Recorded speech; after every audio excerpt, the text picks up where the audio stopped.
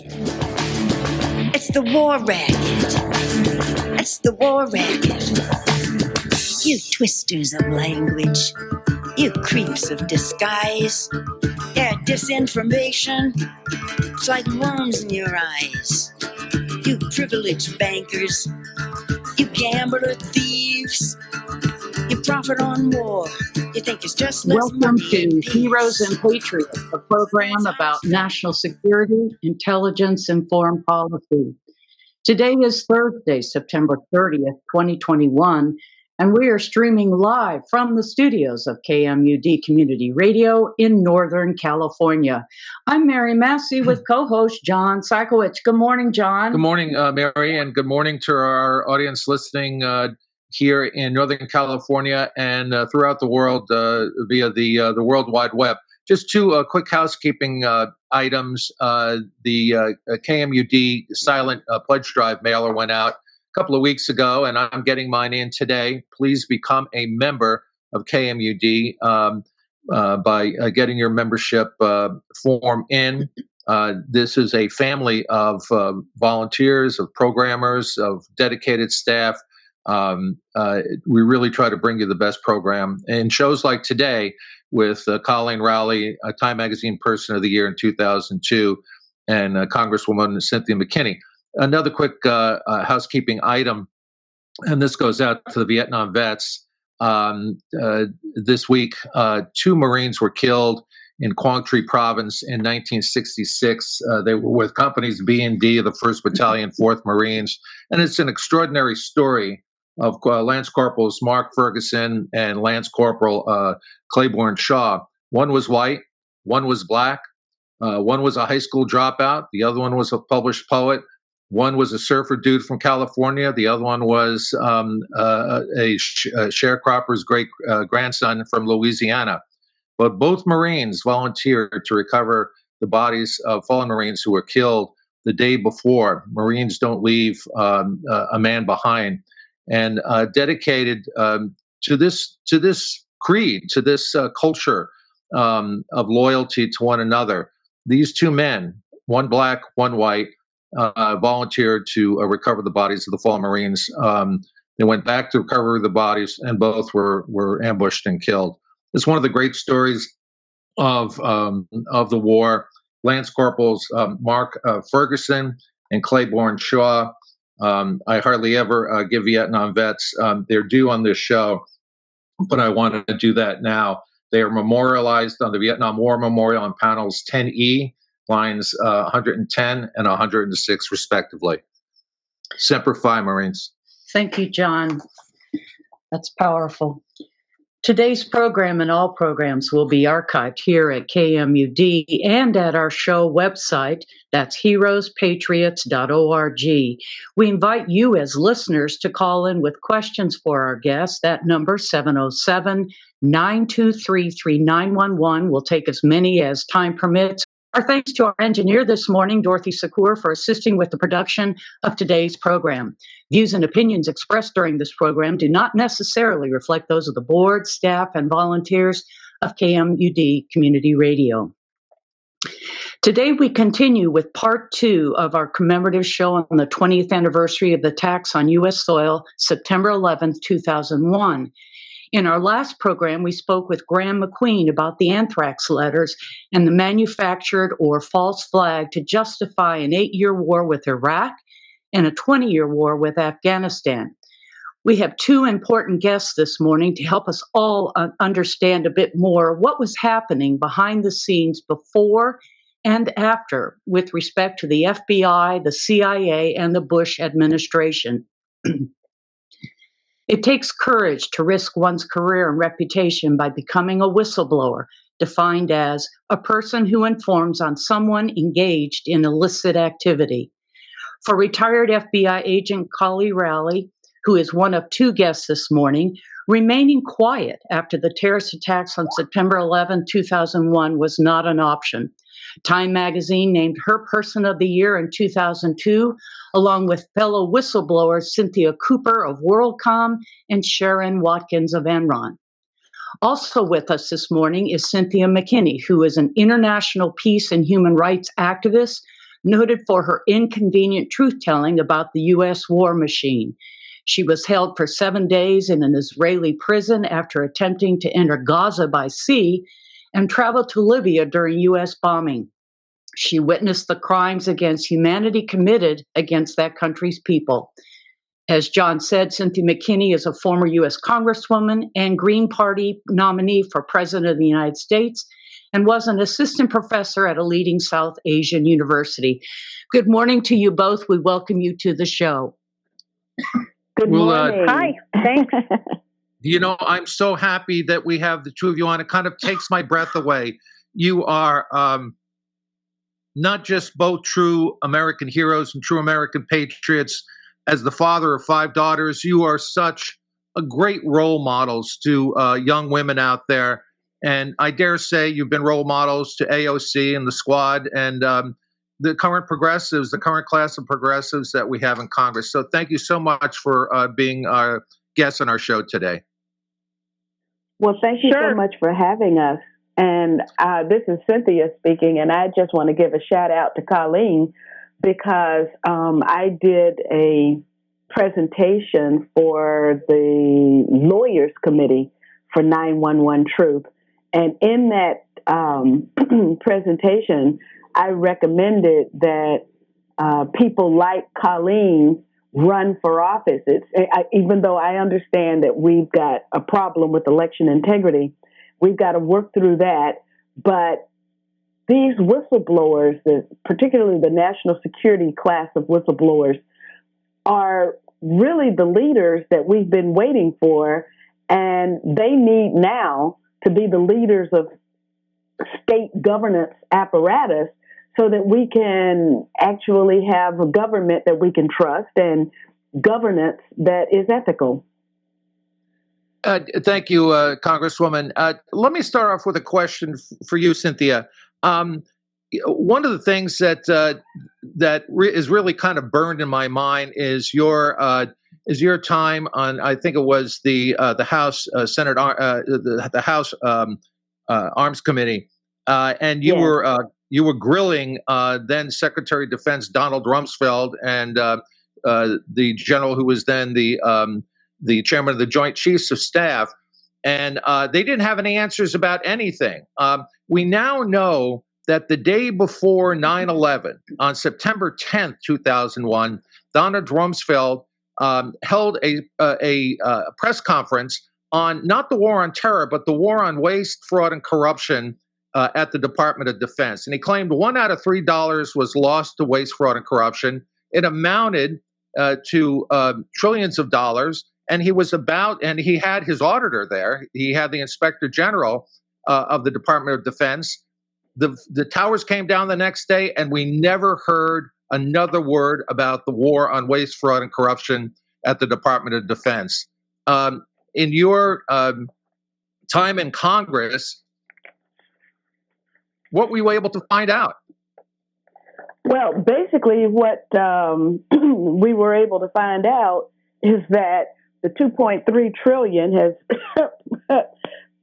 escalated to the point that any member of Congress who votes for the Pentagon defense authorization bill, I hate to call it defense because it's quite offensive, is really a participant in this fraud that has been committed, and it's been committed over several years.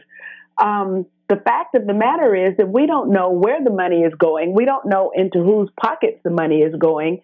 And it's my understanding, and Coleen, you can correct me if I'm wrong, but that the particular area of the Pentagon that was hit was the area that had all of the records. Wow. Yeah. John, you had said that before, and where's the plane? Exactly. It went into the accounting office of the Department of Defense. You know, Coleen and Cynthia, Congresswoman Alexandria Ocasio-Cortez has estimated that since 9/11, including both the domestic war on terrorism, all the Homeland Security Act and U.S. Patriot Act activities, and the foreign wars against terrorism in the 2 wars in Iraq and the 20-year war in Afghanistan, We've wasted $21 trillion. $21 trillion. Does that sound about right to both of you? It's Catherine Austin Fitz, along with Professor Skidmore from Michigan State, that provided the estimate. And I believe it is in the range of 20 trillion and more dollars that have been that are untrackable. So now, what exactly does that mean? Untrackable means that somebody got it, but they don't want to tell us who got the money. And so the waste, the quote unquote waste, is, it's going into somebody's pockets. And the question is, will we, the taxpayer, ever actually know what it is that we're paying for? Right. Exactly. Coleen, a question to you. The CIA and the FBI just declassified a whole bunch of records relating to Saudi Arabia's involvement in 9/11. Please summarize what was in those classified documents and what your reaction is to that declassification. Well, I'll just first comment on the prior topic, which is I'm not surprised it's over $20 trillion that's wasted. And I think the waste actually equals the profit. So, Cynthia was saying it went into somebody's pockets, and mostly it goes into the military, industrial, congressional, media, what Ray McGovern calls the Mickey Matt think tank complex.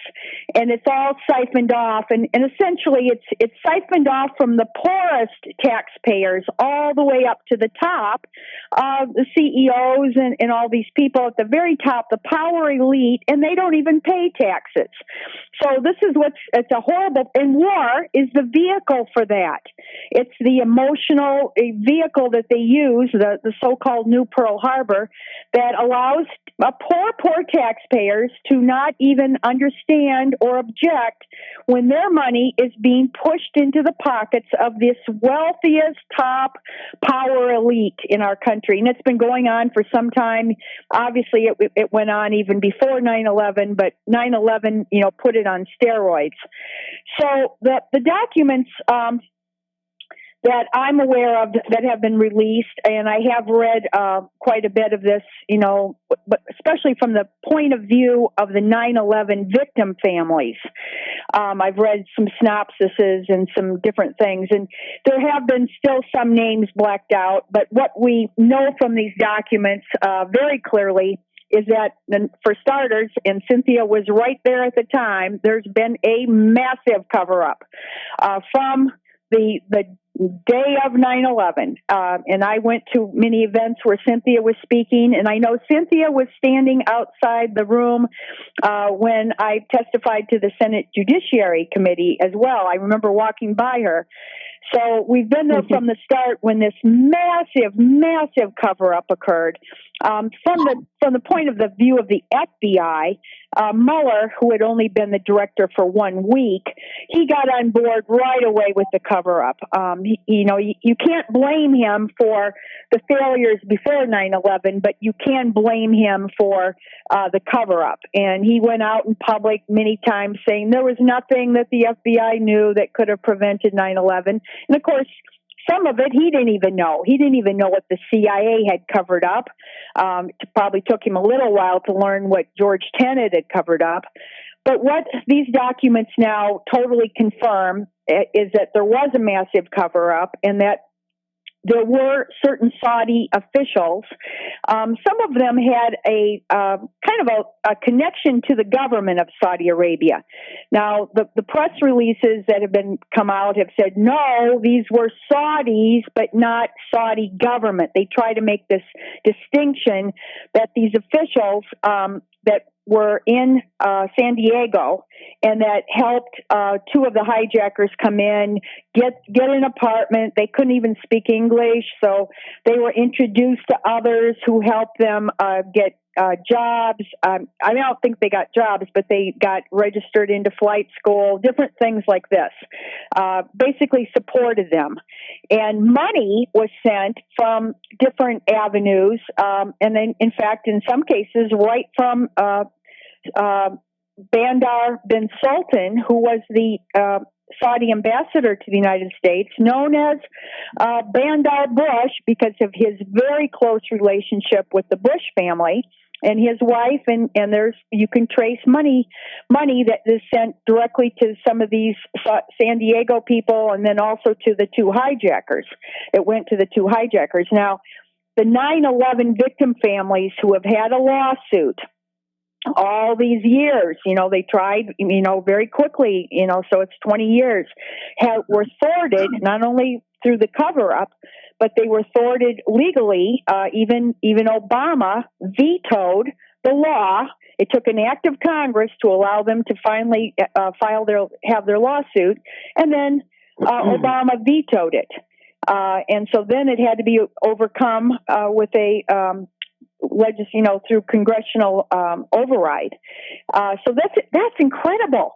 If the American people, they give all this, fawning talk about the 9/11 families on the anniversary, and the government, our government, and especially the heads of the intelligence agencies and the executive branch, they haven't cared one whit about those 9/11 victims. It's really sad. If they had cared about them, they would have told the truth from the start, which never happened. It was a cover-up entirely. And now, even in slowly, after 20 years, someone says, okay, maybe we can declassify these documents and let them, what do they call that? When you leak out something slowly so that it doesn't have an impact after 20 years, there's a word for that.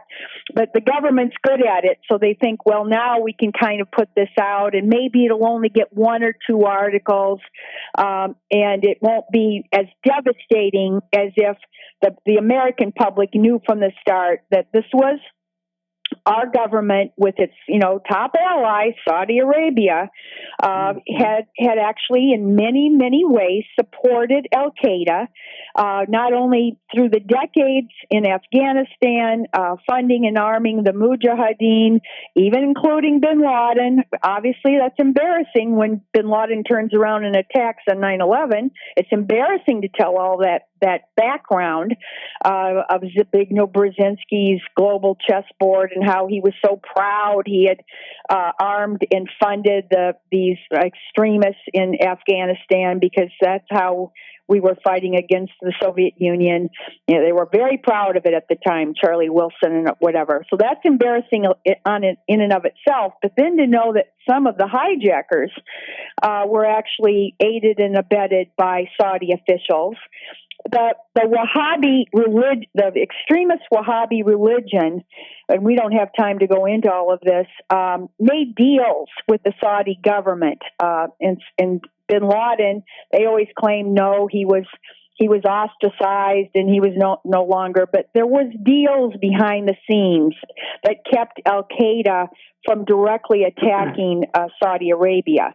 And there were Al-Qaeda attacks in Saudi Arabia that now seem to have been covered up also earlier on, including Khobar Towers bombing. Seems that was Al-Qaeda, but instead the FBI director goes along with Saudi saying, no, it's Iranian, connected Shiites and all this. So there's just this whole massive cover-up, and we just hope that the 9/11 family's lawsuit will uncover more of it, although don't hold your breath because they're still fighting against the truth. Do either one of you, Cynthia or Coleen, think there is a connection with the 9/11 cover-up and the assassination of Saudi journalist Jamal Khashoggi? Do you want to go, Cynthia? I do think. I'll go first. I do think that there probably is. It looks like so, you go first because the top attorney for the 9/11 families, Attorney Kreinler, says that that's what he thinks because Khashoggi was threatening to tell everything he knew, and certainly Khashoggi would have been someone in the know. He's connected, our government never tells you about the background of Khashoggi. But remember the weapons dealer in Iran-Contra, that was his uncle, I think, that other Right. Khashoggi. So the Saudi family is all connected. And certainly he probably knew some things about the Saudi connection, and he was kind of threatening that he would. They were holding his son in Saudi Arabia, Khashoggi's son. They wouldn't let out. I don't know what the aftermath of that has been, but he wanted it to get his son out. So he then he was trying to use that leverage of what he knew about 9/11. Well, of course, it's just easier for the Saudis to kill him, and that's the Saudis do that a lot. It looks like they executed the real bombers of the Khobar Towers, I think, were executed pretty quickly in Saudi Arabia. So the information about who was responsible died with them. That's an easy way to quiet, keep the secret. And Israel was all over this too, because we know that the NSL group's Pegasus spyware was all over Khashoggi. Yeah, right? I don't know about yes, and also even there's the story about, not the story, I mean it's factually accurate that the FBI arrested these Israeli students that had ties to Mossad. Some of them did, and there's pictures of them that first of all, the FBI conveniently lost for a while, and then finally they found them, and then they blacked out their faces because it looks like they were, showing happiness while the background is the World Trade Center, on smoking. And so they're like, they called them dancing because they're excited and happy when this is happening. They were in a spot in New Jersey, and they were held for a while. They were held for a few weeks, but somehow Israel ransomed them. So there's some notions. By the way, Israel intelligence and Saudi intelligence. In fact, I think Bandar even says that the Saudi intelligence knew about the hijackers, that they were surveilling them. And in Israel could have been doing the same thing, and then they don't tell, of course, the FBI, the FBI or the CIA or whatever. They just let it happen. If they were surveilling them, there is a good chance of that. Okay, so it's 23 minutes past the hour. You're listening to Coleen Rowley and Cynthia McKinney, who are our guests today on Heroes and Patriots. Ladies, we do have a phone call for each of you. Caller, if you're listening, go ahead with your call. Yes, I'm listening. First of all, I would like to say my appreciation for Cynthia McKinney to be there here in our nation. But I also have some information to add about a friend of hers, and I'm talking about the book Crossing the Rubicon by Michael C. Ruppert. I found that to be the best book ever written about 911 and all its many ramifications, including the day of the attacks, the controlled demolition of the building, the fact that the results was rather company demolition system team who were in the tower 2 weeks prior under the guise of doing a renovation for the elevators. The fact that building tower number 5 fell at 7 p.m. with all the CIA records. The fact that Promise, which was the most secret computer program, allowed all the people involved in the real 911. What I say is Crossing the Rubicon is a must to anyone who really wants to hear the work of a master journalist, and also letters from the wilderness, which were written till he passed away. I just would like to add that on. You are a beautiful program. 911, I believe there was no Arabs in no planes. I know there was Israeli sharing information through the people. I know the FBI agents who called their superiors and warned about that. But we have to realize that big thing, Southwest, Condoleezza Rice, Caller, how do you know? Thank you so much. Caller, how do you know this? Excuse me? How do you know this? I know this because my sources are reliable, and they come from, as I said, the book called Crossing the Rubicon, written by Rupert C. Michael C. Ruppert, R-U-P-P-E-R-T. Yeah, This yeah. book is, Thank you for your call. Thank you for your call. information. I can't say enough about the work of Michael C. Rupert. He was a personal friend. The reason I got into radio and quit my job as a contractor in national security was because of Mike. Crossing the Rubicon, I think, is one of the definitive works on 9/11 and the 9/11 cover-up. Interestingly enough, Michael P. Rupert allegedly committed suicide, not far from where I'm sitting right now, in Calistoga, California. I think the suicide was staged. I think Mike was one of those very dangerous people who speak truth to power, and he paid for his life with it. It's my personal opinion. I've worked for the Mendocino County Sheriff's Office. I've talked to my colleagues at the Sonoma County Sheriff's Office, and there were a lot of things that don't add up about Mike's alleged suicide.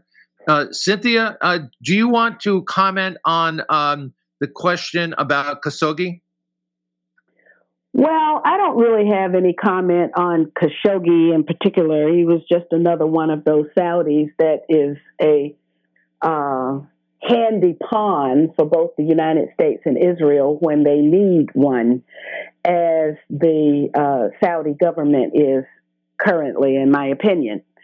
And as if we are going to invoke the name of Mike Rupert, who was a dear friend of mine, and oh my gosh, I miss him so. And I appreciate the listener for mentioning the work of Mike Rupert.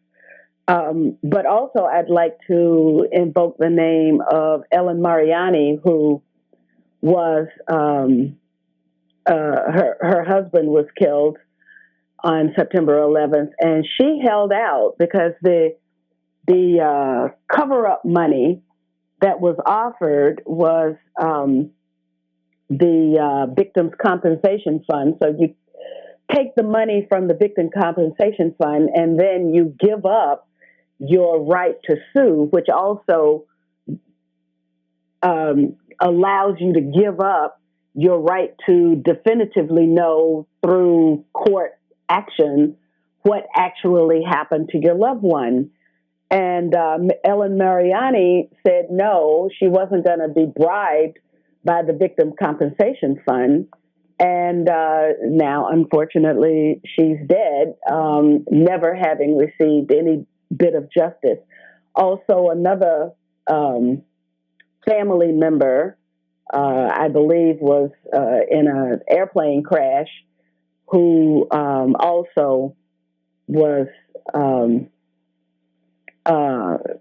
not able to take advantage of the victim of the court when she refused to participate in the Victim Compensation Fund. So if you look at the orchestration of the cover-up, the Saudis, no matter how well connected they are bit players in this, but anyone who has been inside the halls of Congress, or as Karen Kwiatkowski has testified as well, inside the halls of the Pentagon, knows that mere U.S. citizens play second fiddle to the Israelis who come in and out at will, and the Israel firsters who are in the Congress, who Israel can want for nothing, that the members of Congress can provide for it. So if we go back to September 11th and we look at the information from the FBI that was somewhat released, and I have a friend who actually was in the park that morning and witnessed the dancing Israelis and overheard them speaking in Hebrew. So the identity of these people is not unknown. And so I think, we just have to say that, in fact, I'm reading a book. The name of the book is called Barbarians Inside the Gates. And basically, it's written by a colonel, Don de Grandpré, And basically, he says that we are at war and we are losing. And the reason he says that we are at war is because the people of the United States no longer control the government of the United States, and that these people who have no loyalty, no accountability to the people of the United States have actually taken over the governance structure of the United States. So basically what I've tried to do is get this book. It comes in 4 parts, Barbarians Inside the Gates. Volume 1 is The Serpent's Sting. Volume 2 is The Viper's Venom. And actually what he does in volume 2, although I'm just now on volume 1, is he talks about how the planes were actually, quote unquote, hijacked, and he believes that it was remote control. Well, actually, he sent this book to the chairman of the Joint Chiefs at the time, and the chairman of the Joint Chiefs of Staff was so impressed with the book that he ordered 500 copies and passed them throughout the Pentagon. So I think it's time for us to do some real independent kind of thinking on just exactly what entrapped our country into this tragedy that ends in the United States committing war crimes on just about, certainly on both ends of Asia and all over the African continent. You know, the Israeli footnote is little noted in history, but yet these Israelis were arrested, or they were detained by the FBI. They were connected to an Israeli-owned company called Urban Moving.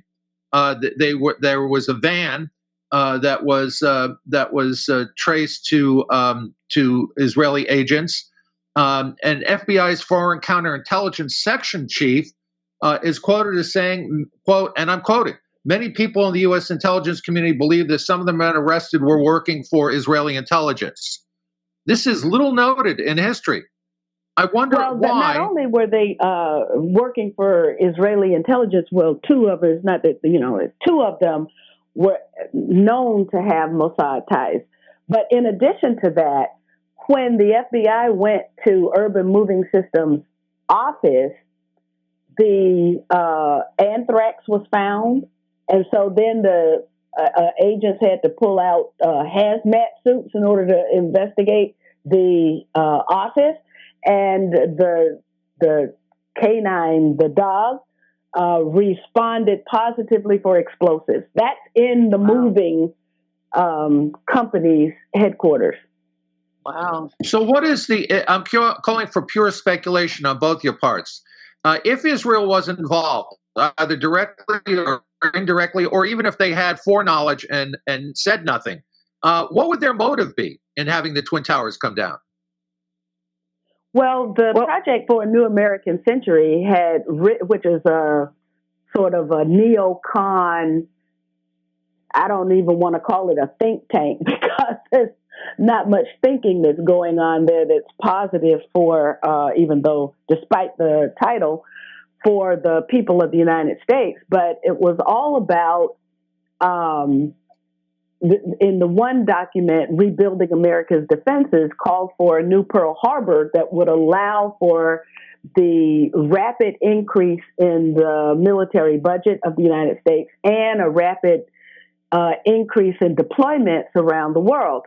And of course, that's exactly what happened. In addition to that, on page 60 of the document, Rebuilding America's Defenses, PNAC writes, this is not an exact quote, although the exact quote, I could pull it up very easily, says something about genotypically specific bioweapons could become a politically useful tool. And it seems that the groundwork was being prepared for the kind of bioweapon that we see now in the form of the spike protein that's being deployed in millions of arms across the world by way of the experimental gene therapy shot. Wow.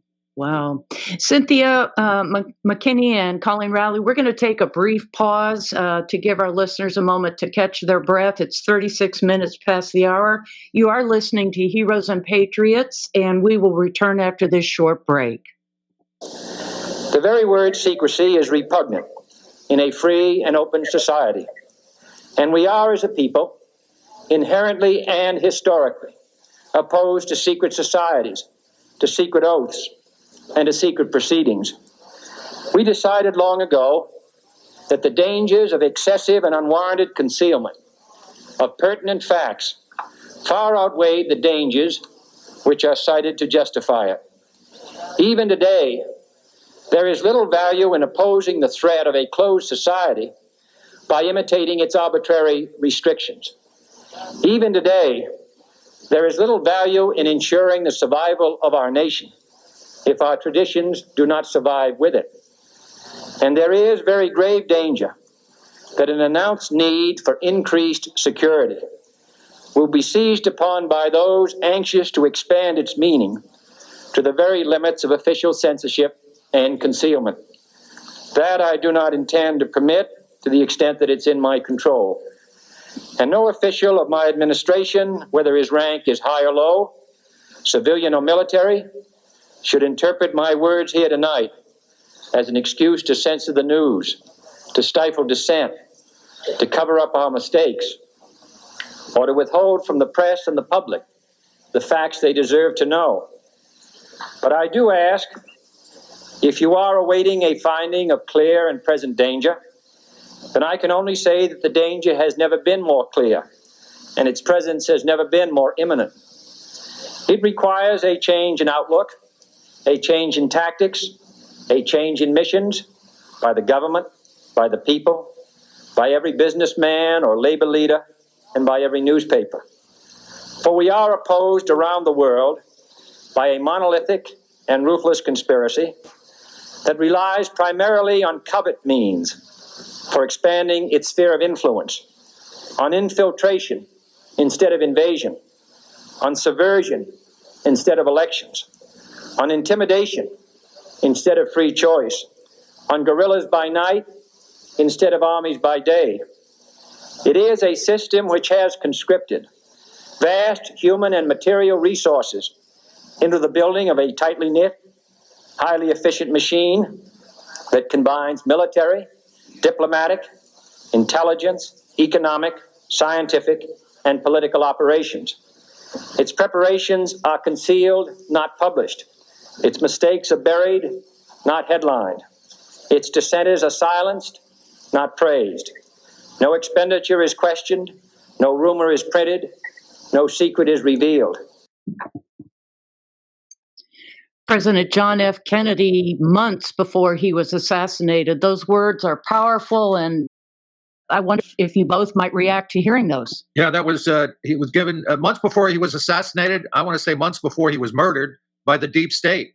Cynthia, Coleen, Well, what are your thoughts? I always refer to it as a murder because assassination is way too soft for the reality of what happened. And it was murder for Malcolm, and it was murder for Martin Luther King Jr. It was murder.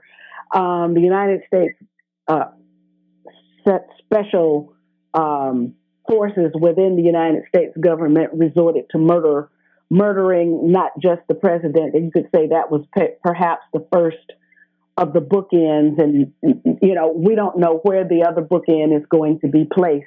This COVID could be one of those bookends as well. I found on page 60, here's what the American Century and Women wrote. The biological warfare that can target specific genotypes may transform biological warfare from the realm of terror to a politically useful tool. And so I think that we cannot afford to look at SARS coronavirus 2 and the spike protein in particular that was created in various labs across the United States, particularly under the leadership of Fauci, with the consent of his wife, who's in charge of ethics at the National Institutes of Health.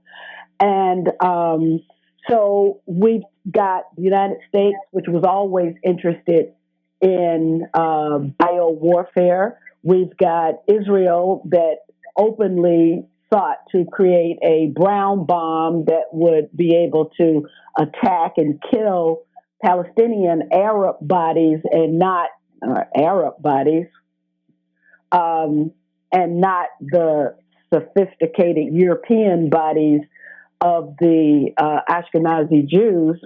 We know that from the Truth and Reconciliation Commission reports that have come out that the United States supported that research, as well as research in South Africa that sought to create the black bomb, which could kill the African bodies. So we've got this history. We've got a whole history of eugenics. I actually wrote a book. Well, I compiled the book. I edited the book. When China Sneezes. I just happened to have been in China at the time when all of this happened, and we were there for another reason. I led a delegation of 18 U.S. passport holders and 2 U.K. passport holders. We were there to try and ferret out what the truth was with respect to treatment of Muslims in China, because that was going to be one of the war footings of the United States that would allow the U.S. war machine to say to the people of the U.S. and the world that China deserves this kind of treatment because of the way it treats its Muslim population. And so we went there for that purpose. And when we came back, in fewer than 10 days, the whole of China was shut down, and things were happening while we were on the ground there. We never visited Wuhan, though. So anyway, I put together this book, and the chapter that I did was on genocide.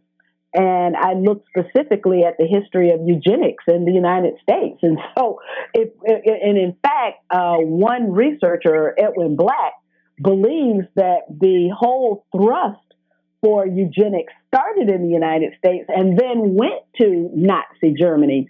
So the United States was really responsible for the proliferation of this kind of thinking, and know that people were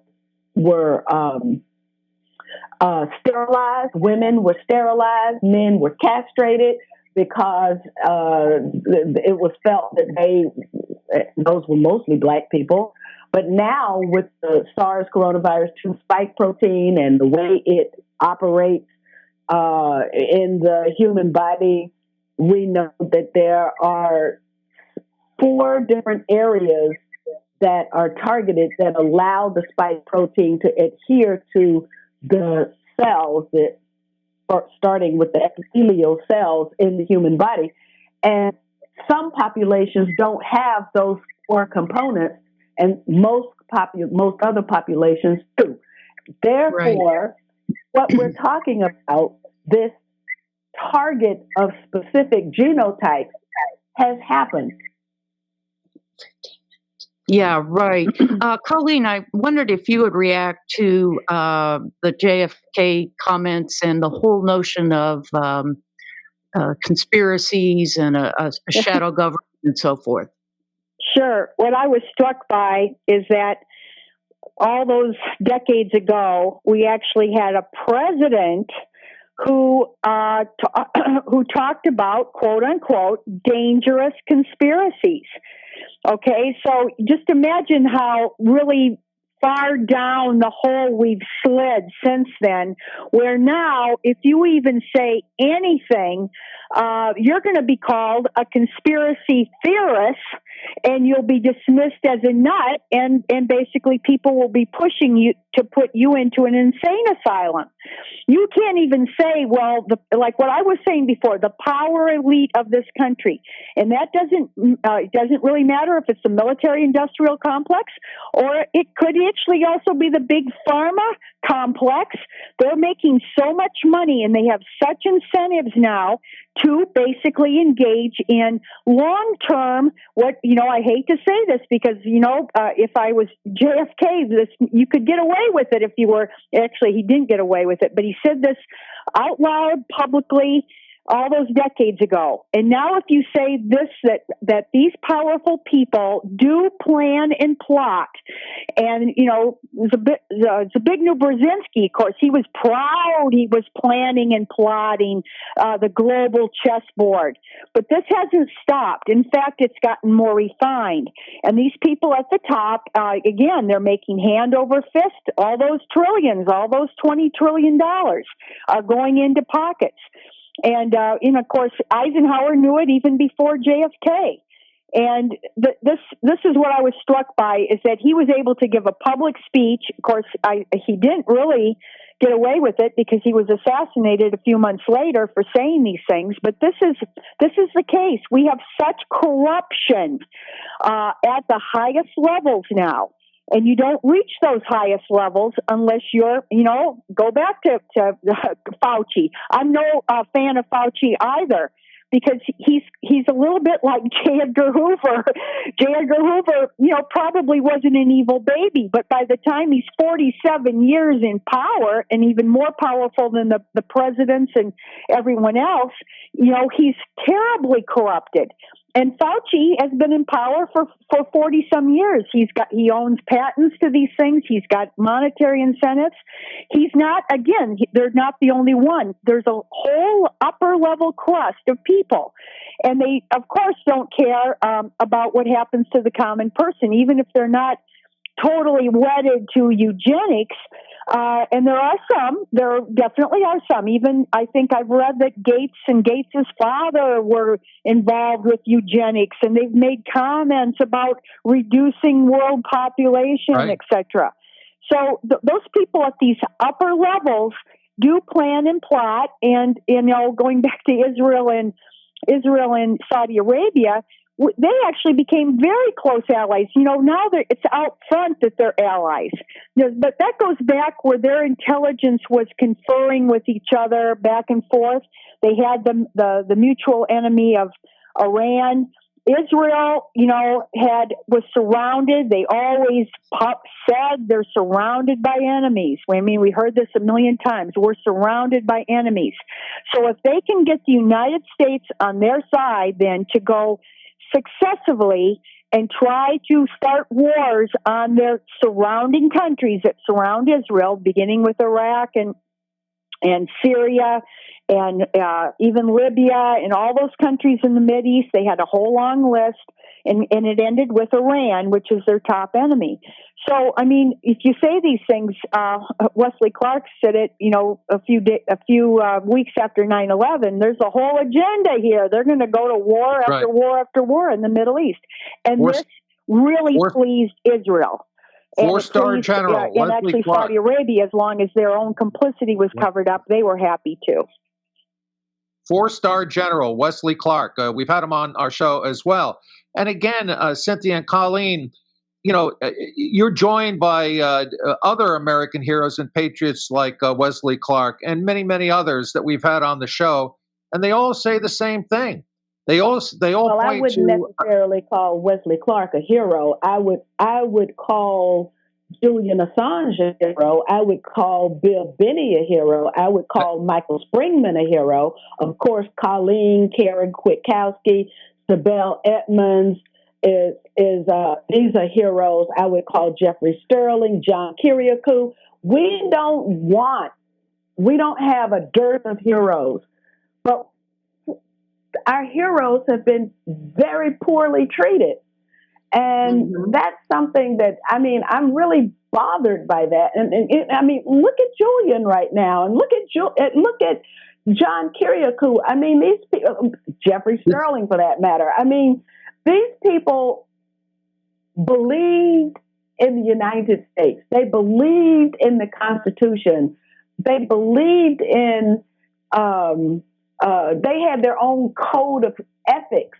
They had a core that motivated them to take the step that very few people would take to ensure the integrity of our system. And look what happened to them. So Right. the lesson is, as long as they languish, then there will be fewer and fewer people stepping up like them. The system will not be corrected because people are too afraid. There will be immense rewards joining the system and too much punishment for fighting it. So let me ask you this. We mentioned Mike Rupert, and he had a retort for when people tried to paint him with the conspiracy theorist brush. And again, if you're painted with that brush, you're a nut, you belong in a lunatic asylum, etc. And his response was two things. Number one, everything is a conspiracy. The four of us on this show is a conspiracy of four. The conspiracy of the four of us and the people in the studio at KMUD are a larger conspiracy. The conspiracy of the people of our audience listening to the show is a wider conspiracy. So in and of itself, the word conspiracy is not a pejorative word because it simply means a communal group. And everything that we do as humans is communal. And with regard to being a theorist, everything starts out with a theory. And so the word theory in and of itself isn't a bad word either. Mike liked to call himself a conspiracy realist. So going forward, how would you encourage the whistleblowers out there, the truth tellers out there, to come forward and to join you as along with Bill Binney and Julian Assange and Edward Snowden and the others in speaking truth to power? What would you say to them to encourage them to be another American hero, another American patriot? And of course, let's add on Daniel Hale, the drone assassination.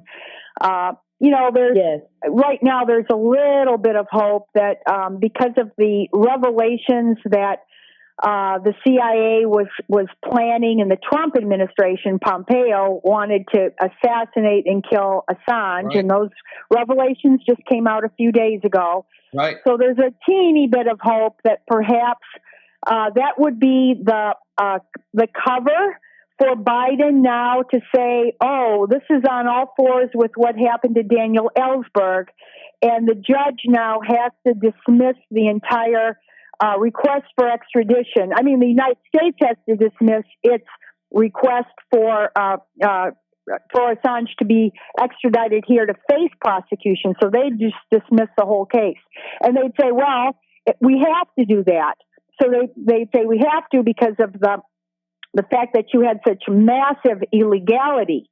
So there's a teeny bit of hope, but I always tell people don't hold your breath because I don't think the Biden administration, in so far in terms of its treatment of whistleblowers, especially Daniel Hale, his letter about having done the right thing, killing all of these civilians. We just had the 7 children killed in Afghanistan that they initially tried to cover up and lie. And that was found out. But of course, we know that there's thousands more.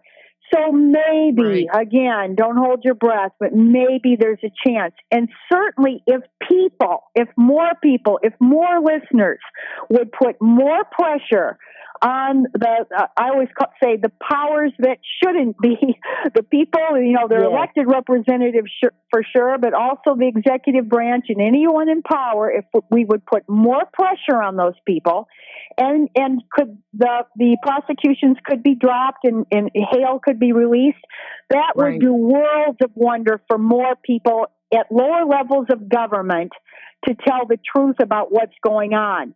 Cynthia, we have about 3 I'm minutes. waiting for health officials like Cynthia. Thank you. I'm waiting for more health officials because if you read the medical studies, there is a lot of truth in some of those medical studies. It's just that our media won't report any of it.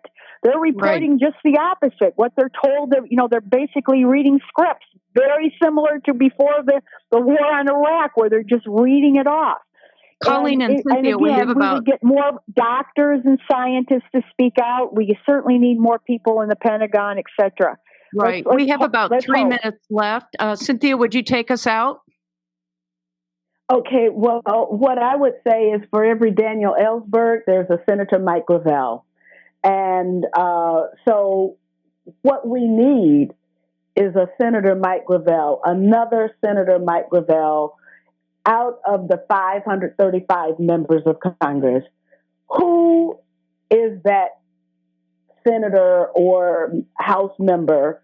Who is that next Mike Gravel? That's what we're waiting for. We've seen glimpses from Rand Paul, but only glimpses. But who has the conviction of Mike Gravel? That's what we're looking for, and that's what we need to provide protection for all of the other whistleblowers that will come. Thank you so much for winding us down there. This has been Heroes and Patriots. Our guests this morning have been Coleen Rowley, retired former FBI agent and attorney, 2002 Whistleblower of the Year with Cynthia Cooper and Sharon Watkins, and then Cynthia McKinney, who is an international peace and human rights activist, former Congresswoman. John, you wanted to say goodbye? Yeah, Cynthia, I want to thank you for being a first-time guest of the show, and we hope you come back. You have so much to say. I've been such a fan of yours over the years. So please come back. Thank you so much. I look forward to it. Very good. Thank you so much. You made my day. And Coleen, I want to thank you for being a longtime friend of the show. And thank you for coming and joining with Representative McKinney. Both of you have served our country so well. You continue to serve our country.